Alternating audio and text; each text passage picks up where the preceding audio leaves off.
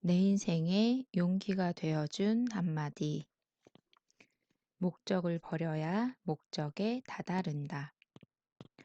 영화 티베트에서의 7년 중에서 내리에 강하게 남아있는 장면은 티베트의 한 승려가 황, 백, 적, 흑, 청 등 색채의 모래로 만다라를 그리는 장면입니다.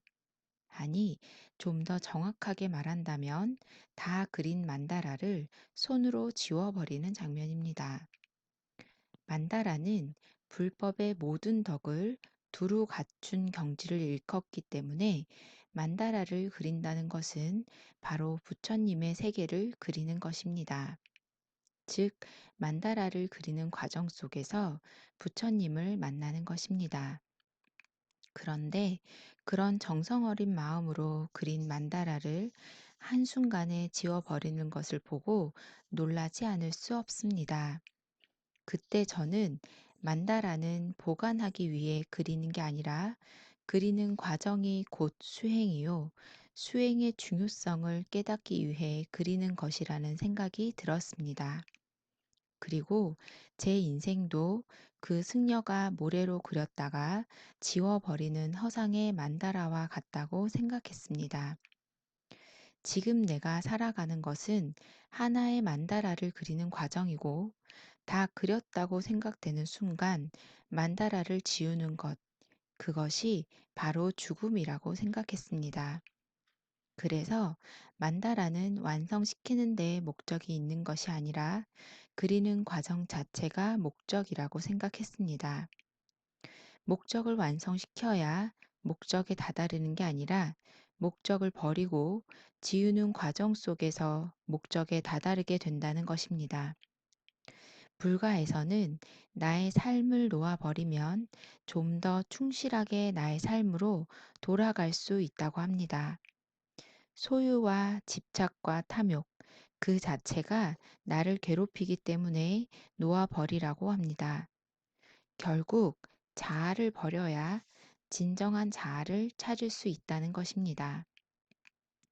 내게 이루고 싶은 목표가 있다면 그 목표를 이루기 위해 애를 써야 하지만 동시에 그 목표를 놓아버려야 한다는 것입니다. 가톨릭에서도 십자가 성 요한 성인은 모든 것을 얻기에 다다르려면 아무것도 얻으려고 하지 말라. 모든 것이 되기에 다다르려면 아무것도 되려고 하지 말라고 이야기하고 있습니다. 목적에 다다르는 길은 수없이 많지만 목적을 버림으로써 목적에 다다르는 길이 바로 진정한 길이라는 것입니다. 어떤 목적을 향해 나아갈 때 그 목적을 자꾸 생각하면 조급해지고 힘들어집니다. 의욕이 앞서 자칫 과욕을 불러올 수 있습니다. 과욕은 목적으로 가는 길을 힘들게 합니다. 등산할 때 왜 위를 올려다보며 걷지 말라고 하는 것일까요? 정상에 오른다고 생각하면 산을 오르기 힘들어지기 때문입니다. 어서 정상에 올라가야지 하는 급한 마음을 가지면 그 순간부터 산행이 힘들어집니다. 그것은 과정의 소중함보다 목적에 대한 욕심과 욕망이 앞섰기 때문입니다. 욕심은 과정을 힘들게 하거나 파괴시킵니다. 목적에 다다르기 위해서는 과정을 중요시해야 하는데 그 과정을 무시하면 목적에 다다를 수 없습니다.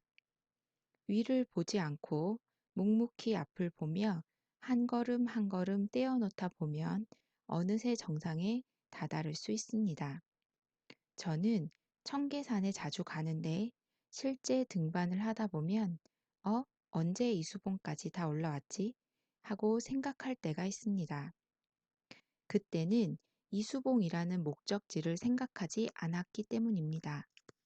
그러나 빨리 이수봉에 올라가야지 하고 생각하면 빨리 올라갈 수 없을 뿐더러 그날의 산행은 그저 고되기만 합니다. 목적보다 과정이 중요합니다. 산길에 핀 꽃들과 등 굽은 소나무에 아름다운 곡선을 바라보기도 하고 멀리 산 아래 보이는 도시의 풍경을 보기도 하면서 잠시 쉬기도 해야 등산이 즐겁습니다. 산의 정상을 오른다는 목적만 생각하면 그 순간부터 산행의 즐거움은 반감이 되고 그저 힘들기만 합니다. 인생의 어떤 목적도 처음부터 출발하자마자 바로 그 목적에 다다를 수 없습니다. 한 걸음 한 걸음 산 밑바닥을 딛고 올라가야 비로소 산 정상에 다다르듯이 인생의 목적이라는 정상도 마찬가지입니다.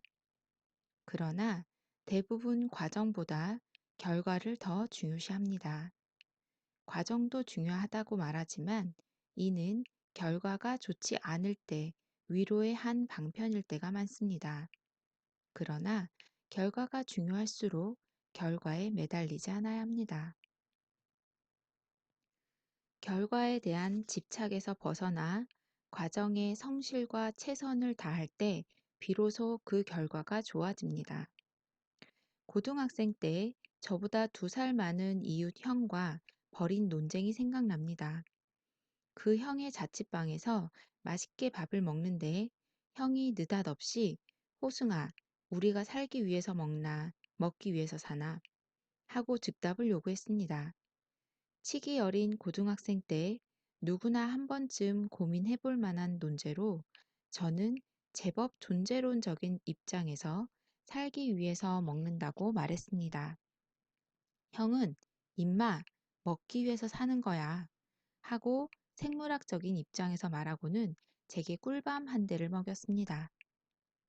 지금 생각해 보면 무엇이 목적이고 무엇이 과정인가 하는 측면에서 또 다른 답이 나올 수 있습니다.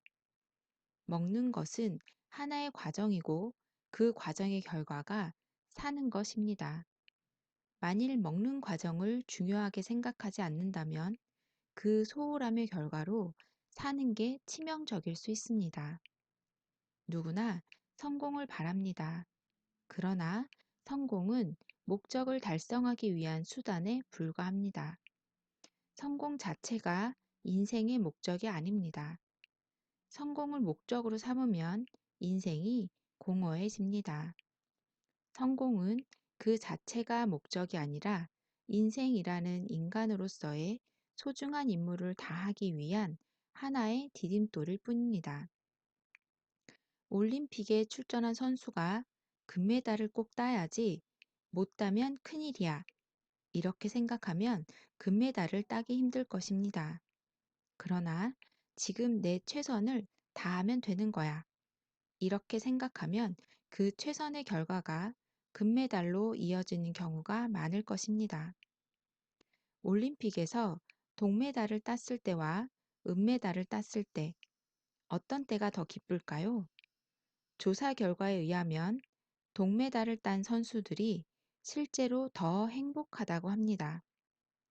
은메달 수상자들은 자신이 조금만 더 잘했더라면 금메달을 딸 수 있었을 거라고 생각하기 때문입니다.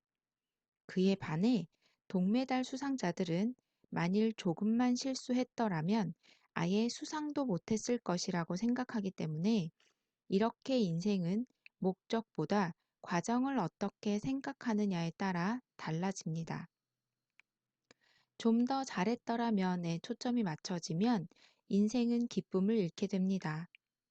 이 정도라도 했으니 다행에 초점이 맞춰지면 인생은 기쁨을 잃지 않게 됩니다. 인간은 목적을 달성한 이에게 관심을 갖지만 신은 열심히 노력하는 이의 과정을 소중히 여깁니다. 목적은 결과일 뿐 목적 자체가 목적이 아닙니다. 목적이 중요할수록 과정에 집중해야 합니다. 목적에 몰두하되 집착하지 않는 게 중요합니다. 목적에서 벗어나야 비로소 그 목적에 다다르게 됩니다.